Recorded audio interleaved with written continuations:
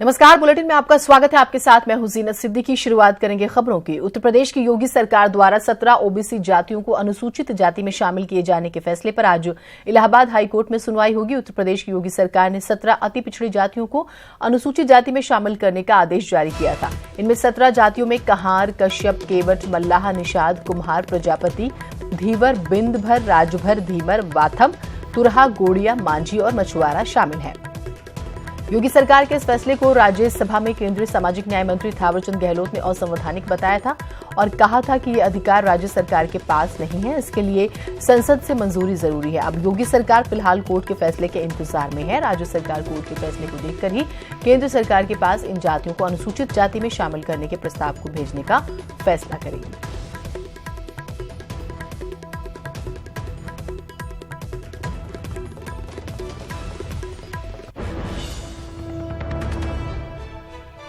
और इसी बीच बड़ी खबर प्रयागराज से आ रही है। अंजुलता कटियार मामले में हाईकोर्ट में आज सुनवाई। पूर्व परीक्षा नियंत्रक अंजुलता कटियार की अर्जी पर सुनवाई। यूपी लोक सेवा आयोग की पूर्व परीक्षा नियंत्रक है अंजुलता। आज राज्य सरकार अदालत में दाखिल करेगी अपना जवाब। LT grade paper leak case में हुई थी अंजुलता की गिरफ्तारी।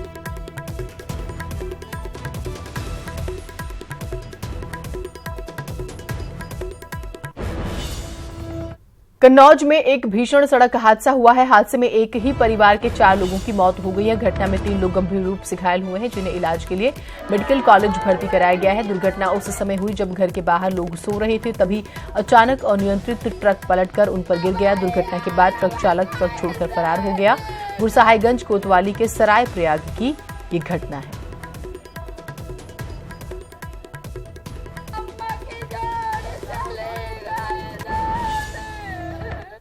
खबर मथुरा से आ रही है, जहां रामकृष्ण सेवाश्रम अस्पताल में निर्माण कार्य के दौरान मिट्टी का डांग गिरने से 2 मजदूरों की मौत हो गई। मौत के बाद परिजनों ने अस्पताल प्रबंधन पर लापरवाही का आरोप लगाया और जमकर हंगामा किया।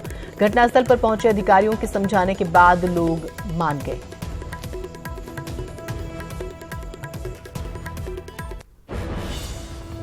ये वृंदावन थाना क्षेत्र के अंदर रामकृष्ण मिशन अस्पताल है। इसमें एक दुखद घटना घटित हुई है, जिसमें कंस्ट्रक्शन वर्क चल रहा था। सीवर लाइन की खुदाई चल रही थी, जिसमें कुछ मजदूर थे जो जिसमें काम कर रहे थे, तो मिट्टी ढहने से वो दब गए। उनको निकालने की कोशिश की गई, लेकिन इंजरीज के कारण दे सकम टू डेथ। और उनके परिवारजनों से बात की गई है, उनको दिलासा दी गई है और जो मैक्सिमम मुआवजा उनको दिलाया जा सकता है उसके बारे में सिटी मजिस्ट्रेट साहब से बात की गई है तथा उनको बताया गया है कि जो भी तहरीर वो देंगे उसके आधार पर कार्रवाई की जाएगी और जो भी कल्प्रिट होगा जांच के बाद उसको जल्द से जल्द गिरफ्तार किया जाएगा। कानपुर में गंगा में नहा रहे 2 लोगों की डूबने से मौत हो गई। गोताखोरों ने तीसरे को तो बचा लिया। इलाज के लिए उसे अस्पताल में भर्ती करा दिया गया। घटना कैंट थाना क्षेत्र के मेस्कर घाट की है, जहां चमनगंज के रहने वाले 3 दोस्त गंगा में नहाने पहुंचे थे।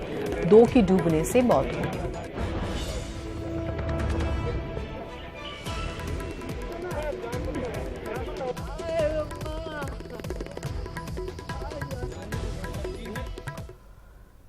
आगरा में फोम की दुकान में आग लगने से हड़कंप मच गया। दुकान में लगी आग पर काबू पा लिया गया है। घटना थाना हरिपर्वत क्षेत्र के संजय पैलेस कपड़ा मार्केट की है। आग ने लाखों का नुकसान किया है।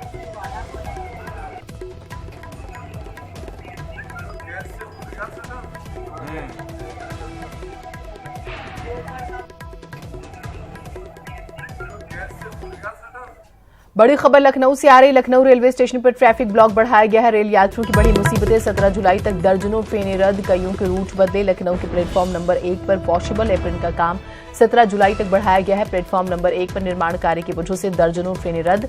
25 जून से 12 जुलाई तक 18 दिन का ट्रैफिक ब्लॉक था। 5 दिनों के लिए और बढ़ाया गया traffic block. Gomti, Malda town, Anand Vihar रद्द। बरौनी, अंबाला, प्रयाग, बरेली पैसेंजर भी रद्द। झांसी लखनऊ पैसेंजर, प्रयागराज लखनऊ पैसेंजर भी रद्द। लखनऊ सहारनपुर पैसेंजर, लखनऊ वाराणसी पैसेंजर रद्द। सुल्तानपुर लखनऊ पैसेंजर, प्रतापगढ़ लखनऊ पैसेंजर भी रद्द हुई है। Prayag Ghat Bareilly passenger, Kanpur Central Lucknow MEMU भी रद्द हो गई है और शाहजहांपुर लखनऊ मेमू, बाराबंकी कानपुर मेमू, दर्जन भर गाड़ियों के रूट भी बदल दिए गए हैं।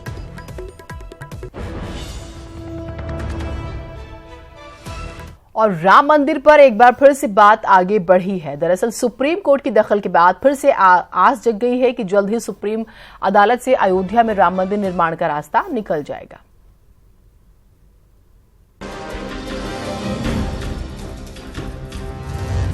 क्या सच में मध्यस्थता कमेटी काम नहीं कर रही? ये सवाल इसलिए क्योंकि याचिकाकर्ता ने सुप्रीम अदालत के सामने कह दिया, जो काम आपने कमेटी को सौंपा है वो काम नहीं कर रही। इस पर सुप्रीम अदालत ने सुनवाई की और साफ कर दिया कि अगर ऐसा है तो फिर कोर्ट डे टू डे सुनवाई की तरफ बढ़ेगा। लेकिन इस फैसले से पहले कोर्ट ने गठित कमेटी से रिपोर्ट तलब की है। 18 तारीख को उन्होंने मध्यस्थों से रिपोर्ट मांगी है और अगर रिपोर्ट में पाया कि प्रगति नहीं हो रही तो 25 तारीख से डे टू डे सुनवाई की तारीख तय करें। वैसे सुप्रीम टिप्पणी के बाद राम भक्तों को एक बार फिर उम्मीद की किरण दिखाई दे रही है कि आज नहीं तो कल सुप्रीम अदालत से ही राम मंदिर निर्माण का रास्ता निकलेगा और उनके जीते जी मर्यादा पुरुषोत्तम के दर्शन हो जाएंगे। क्योंकि मध्यस्थता कोई काम नहीं कर रही है और मध्यस्थता के माध्यम से होना भी नहीं है। सुप्रीम कोर्ट ने जो कहा है कि हम प्रतिदिन सुनवाई करेंगे, ये बहुत अच्छी बात है। मुझे आशा है कि सुप्रीम कोर्ट प्रतिदिन सुनवाई करके इस समस्या का समाधान करेगी। वैसे अब कमेटी को ये बात साबित करनी होगी कि वो सही रास्ते पर आगे बढ़ रही है। ये भी बताना होगा कि विवाद पर बात कहां तक पहुंची, किसने सहमति जताई और किसने नहीं। अगर सुप्रीम कोर्ट को लगा कि बात सही रास्ते पर बढ़ रही है तो ठीक है, नहीं तो फिर अदालत की चौखट से ही रास्ता निकलेगा। जो भी कमीशन बना है ये कोई एक अच्छा कदम उठाते हुए ऐसा डिसीजन ले जो कि सबके लिए काबिल कबूल हो, तो हम ये समझते हैं कि ये पूरे मुल्क के इंटरेस्ट में होगा। लेकिन अब जो है उसके लिए दरखास्त पड़ गई कि यहाँ जो है पैनल अच्छा काम नहीं कर रहा है। अरे पैनल को समय भी मिलना चाहिए, हम उसका भी सम्मान करते हैं। हमें चाहते हैं चाहे पैनल करे तभी मानेंगे, सुप्रीम कोर्ट करे तभी मानेंगे, क्योंकि ये हिंदुस्तान का बहुत अहम फैसला है। आगे क्या होगा ये तो 25 जुलाई को तय हो जाएगा कि राम के द्वार का रास्ता किस चौखट से होते हुए आगे का रास्ता तय करेगा।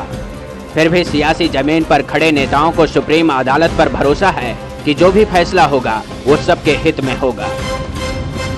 सुप्रीम कोर्ट जो भी फैसला करता है उसका सम्मान सबको करना चाहिए। सुप्रीम कोर्ट अपनी कोशिश कर रहा है, हर तरह की कोशिश कर रहा है कि इस समस्या का समाधान हो जाए, चाहे बातचीत से हो, बातचीत से ना हो तो फिर जिम्मेदारी सुप्रीम कोर्ट की हो जाएगी। पर मुझे विश्वास है कि मध्यस्थता पैनल निसंदेह कोई न कोई जरूर ठोस कदम उठाएगी, ठोस निर्णय पर पहुंचेगी और 25 तारीख तक उनके फाइनल विस्तृत रिपोर्ट का तो प्रतीक्षा करना ही होगा। बात कुछ भी हो, लेकिन सवाल इस बात का है कि जो कमेटी सुप्रीम कोर्ट के रहमो करम पर काम कर रही है उस कमेटी पर सवाल उठे हैं और उस पर कोर्ट ने कह दिया कि अगर कमेटी से नहीं हो पाएगा तो फिर अदालत फैसला करने को तैयार है। Bureau report, news 18। और फिल्म अभिनेत्री सोनाक्षी सिन्हा से धोखाधड़ी के एक मामले में पूछताछ करने मुंबई गई पुलिस टीम दिल्ली में एक कार्यक्रम में शो कराने के लिए मुरादाबाद इवेंट कंपनी के स्वामी द्वारा सोनाक्षी को दिए गए थे लाखों रुपए। पैसे लेकर भी शो में न आने पर आयोजक ने कराया था मामला दर्ज। आयोजक ने 28 लाख रुपए सोनाक्षी के कार्यक्रम आयोजित कराने वाले शख्स के खाते में और 4 लाख रुपए सीधे सोनाक्षी सिन्हा के खाते में जमा कराए थे। इवेंट कंपनी के मालिक ने मुरादाबाद के थाना कटघर में दर्ज कराया था मुकदमा। इवेंट कंपनी के मालिक मुरादाबाद के थाना कटघर के क्षेत्र के रहने वाले हैं। उसी मुकदमे के सिलसिले में पूछताछ करने मुंबई जो है पुलिस की टीम गई थी।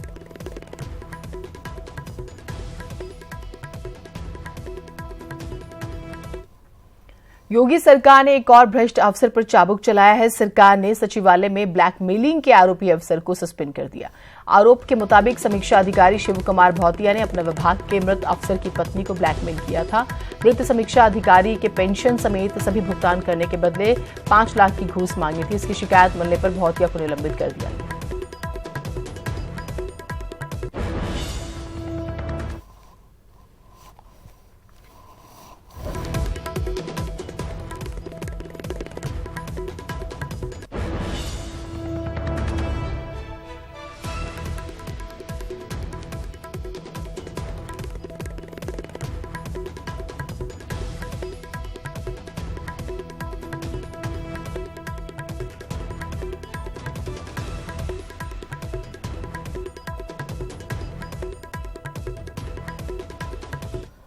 यूपी में मौसम विभाग की सटीक भविष्यवाणी के बाद जो है कई इलाकों में परेशानी बढ़ गई।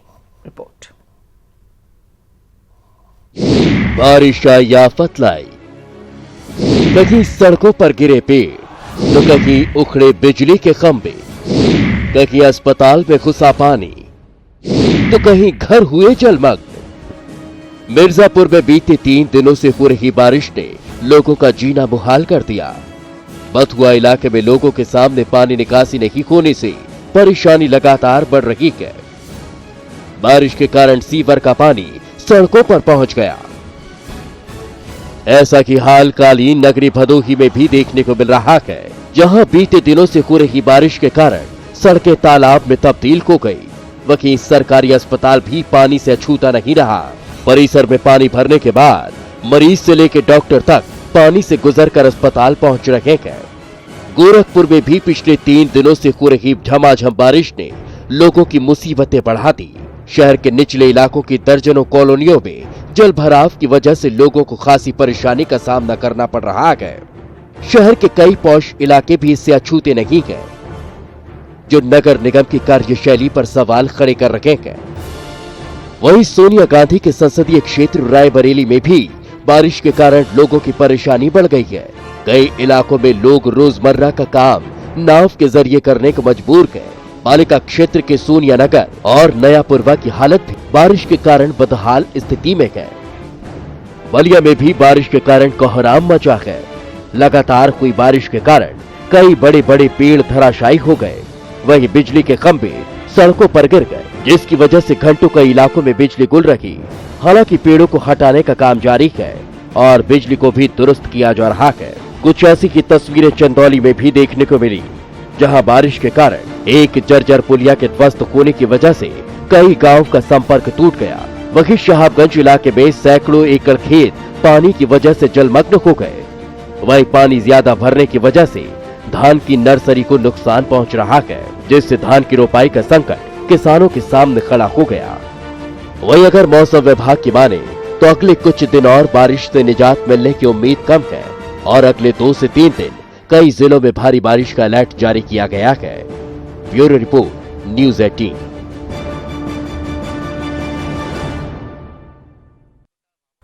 भारी बारिश की वजह से बाराबंकी में घाघरा नदी धीरे धीरे अपना रौद्र रूप धारण कर रही है। नदी का जलस्तर लगातार बढ़ रहा है। कई इलाकों में नदी के आसपास कटान शुरू हो गया है। खेतों को अपनी आगोश में लेते हुए नदी का रुख अब गांव की ओर बढ़ रहा है, जिससे इस इलाके में रहने वाले ग्रामीण सहमे हुए हैं और वो पलायन को मजबूर हैं। ग्रामीण बाढ़ से निपटने के लिए प्रशासन की तैयारियों से नाखुश हैं।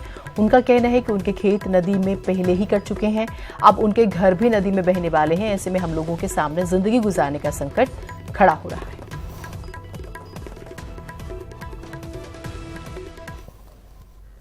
प्रयागराज के बहादुरपुर ब्लॉक के कांदी गांव में बने एक अस्थायी गौशाला में 35 से ज्यादा गायों की मौत हो गई।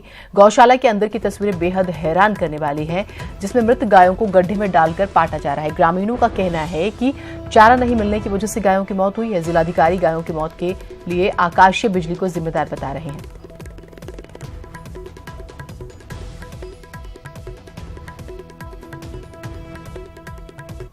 इस गैया का बता रहे हैं 35 गैया मरी हुई हैं। कैसे हुआ है कुछ पता? अब ये तो यार पानी में डूबने से हुई, या कुछ कहते हैं करंट लगने से हुआ, कुछ कहते हैं चारा नहीं खिलाया गया, कमजोर थी, पानी में गिर के मर गई है। यही है, तालाब तो है ही है, देखने को यही लग रहा है। पूरा अगल बगल सब डूबा हुआ है। पर पिछले 2 दिनों से लगातार बारिश हो रही थी और कल रात में, जैसा कि ग्रामीणों के द्वारा बताया गया है और प्रथम दृष्टया जो बात सामने आ रही कि आकाशीय विद्युत की वजह से कुछ गोवंश की इसमें मृत्यु हुई है। कितने की मृत्यु हुई है क्या? 35 संख्या है। इसमें कुछ गोवंश के उपचार का भी प्रयास किया गया है और कुछ को बचाने की कोशिश की जा रही है, लेकिन अभी तक जो संख्या है वो 35 की आई है सामने। शामली जिले के झिंझाना थाना क्षेत्र में बिजली विभाग के अफसर पर जानलेवा हमला हुआ। अज्ञात कार सवार 5 बदमाशों ने एसडीओ पर लाठी डंडों से हमला कर उन्हें जख्मी कर दिया।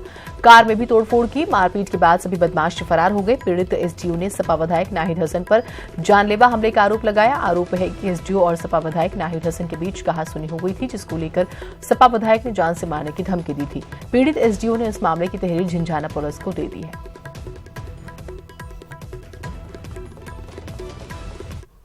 30 तारीख में जो उच्च अधिकारियों के निर्देशानुसार और लाइन लॉस कम करने के लिए मॉर्निंग रेड हुई थी, तो उसमें एक उपभोक्ता था जिसकी FIR होने को थी, तो उसमें आया था कि उसकी FIR मत करो, और उसका नाम तो मैं जानता हूँ।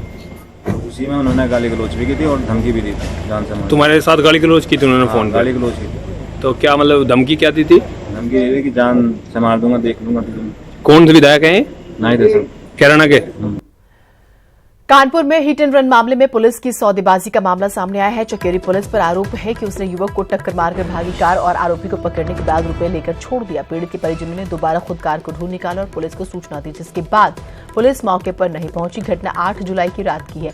चकेरी थाना क्षेत्र में तेज रफ्तार अनियंत्रित कार ने बाइक सवार युवक को टक्कर मार दी थी, जिसके बाद कार सवार भाग निकला। गंभीर रूप से घायल बाइक सवार को अस्पताल में भर्ती कराया गया। हिट एंड रन का पूरा मामला CCTV में भी कैद है। वहीं पीड़ित के परिजनों का आरोप है कि पुलिस ने मामले में पैसे लेकर मामले को रफा दफा कर दिया।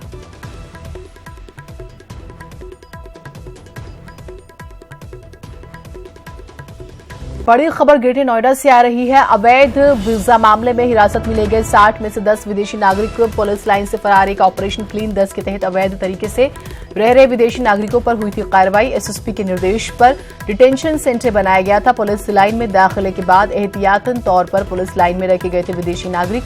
10 हुए फरार। पुलिस विभाग में मचा हड़कंप।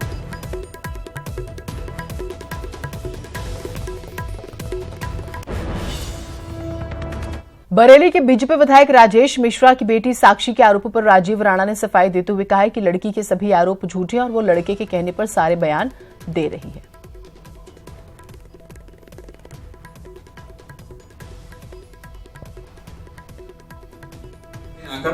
जब से ये घटना घटित हुई है, मैं रेगुलर अपने ऑफिस बैठता हूं और ऑफिस बैठ रहे हूं अपने। ये सब झूठी कहानी है एक, और वो लड़की नहीं कह रही है इसको। जो लड़का अभी है वो कहलवा रहा है, क्योंकि वो एक फ्रॉड लड़का है। उस पर कई लोगों के पैसे आ रहे हैं, जहां तक कि मेरे भी उस पर कई लाख रुपए आ रहे हैं। वो पैसे लेकर भागा हुआ है यहाँ से, बरेली से, और लड़की से जो कहलवा रहे हैं लड़की वो कह रही है। साक्षी मामले पर IGLO ने कहा है कि जो भी सुरक्षा मांगेगा हम उसे सुरक्षा मुहैया कराएंगे। के माध्यम से एक तथ्य का उद्घाटन हुआ था, जिसको स्थानीय पुलिस ने संज्ञानित हुई है। स्थानीय पुलिस उसके बेसिस पर यह भी निर्देशित सक्षम स्तर से किया गया है कि जहां पर भी सुरक्षा की कोई आवश्यकता होगी उसे हर संभव सुरक्षा प्रदान की जाएगी। जिस स्तर पर वो मांगेंगे जहां पर सुरक्षा, वहां पर सुरक्षा प्रदान की जाएगी। अतिरिक्त सावधानी के दृष्टिगत भी विशेष सुरक्षा व्यवस्था जहां जहां पर आवश्यकता रहती है वहां प्रदान की गई। बलिया में हुए मुख्यमंत्री सामूहिक विवाह योजना में फर्जीवाड़े का सनसनीखेज मामला सामने आया। सामूहिक विवाह योजना का सरकारी लाभ पाने के लिए पहले से शादीशुदा और विवाहित जोड़ों ने भी मंडप में बैठकर पूरे रीति रिवाज से दोबारा साथ फेरे लिए। मामले को लेकर जब क्षेत्रीय विधायक सुरेंद्र सिंह से पूछा गया तो वो मीडिया पर ही भड़क गए और अपशब्द कहने लगे। SDO ने फर्जीवाड़े की बात कबूल की। विवाह योजना के तहत होने वाली शादी में सरकार 35,000 रुपए के साथ शादी का सामान उपहार के रूप में देती है। बात कर रहा है कि दलाल टाइप के जो मीडिया के लोग हैं उनसे पूछ लीजिएगा कि आखिर उसमें हम लोगों का क्या, तुम लोगों का क्या है भाई? हम तो दिए ही ना है जोड़े को, समाज से मांग करके हमने शादी में खर्च किया है, दिया है, लिया क्या है?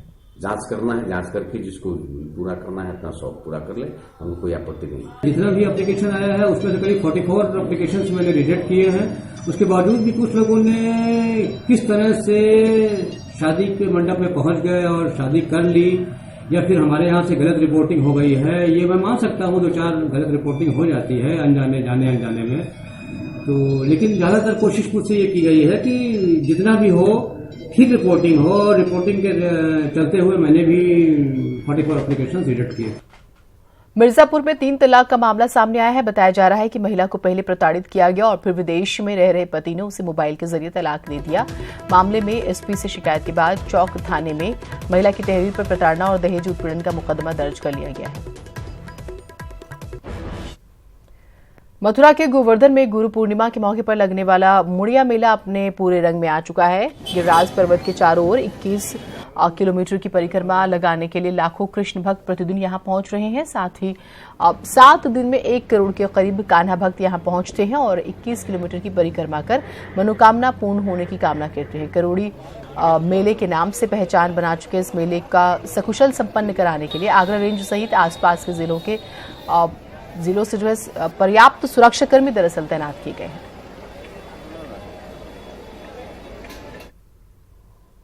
कृष्ण मंदिर जगत गुरु यहाँ सब गिरिराज जी की परिक्रमा करने हिंदुस्तान के जितने भी हैं संत महात्मा ये सब गिरिराज जी की डंडौत करने आते हैं।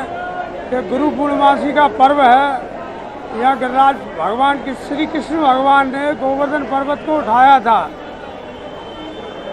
गोवर्धन पर्वत को उठा के इसलिए गिरिराज जी नंद बाबा ब्रजवासियों ने परिक्रमा की गिरिराज पर्वत की और कृष्ण भगवान को स्वयं एक रूप से पूजा है और एक रूप से पुजवाया है। इसलिए यहाँ गिरिराज जी की महिमा बहुत बड़ी है। जो मुड़िया मेला यहाँ मनाया जाता है गुरु पूर्णिमा के अवसर पर विशेष रूप से गोवर्धन में, उसको पूरा मेला क्षेत्र को हम लोगों ने 6 सुपर जोन 21 जोन में और सेक्टर्स में बांट करके सभी अधिकारियों की ड्यूटी लगाई है। अधिकारियों की जो सेक्टर मजिस्ट्रेट, जोनल मजिस्ट्रेट और सुपर जोनल मजिस्ट्रेट के रूप में लगे हैं उनकी बैठकें करके उन सबको प्रॉपर ब्रीफिंग की गई है। 2 नियंत्रण कक्ष हम लोगों ने खोल रखे हैं। एक तो गोवर्धन थाने में है जहां 24 घंटे संबंधित विभाग के अधिकारियों की ड्यूटी के साथ नियंत्रण कक्ष के इंचार्ज के रूप में एक क्लास 1 अफसर को रखा गया है। मेलाधिकारी एडीएम प्रशासन होते हैं, पारंपरिक रूप से वो वहां पर स्वयं रहेंगे। हम लोग भी मेला में रहेंगे, कंट्रोल रूम में रहेंगे, आवश्यकता अनुसार भ्रमणशील भी रहेंगे।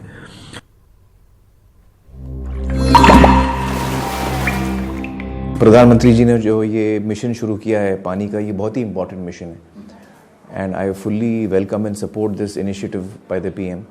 और ये जल शक्ति मिनिस्ट्री जो खोली है इसके लिए जो ख़ास पानी के समस्या को लेकर काम करेगी, ये एक बहुत ही इम्पोर्टेंट स्टेप है और मैं आप हम सब इसको सपोर्ट करें। यही this is the need of the hour. फिलहाल इस बुलेटिन में इतना ही, दीजिए इजाजत।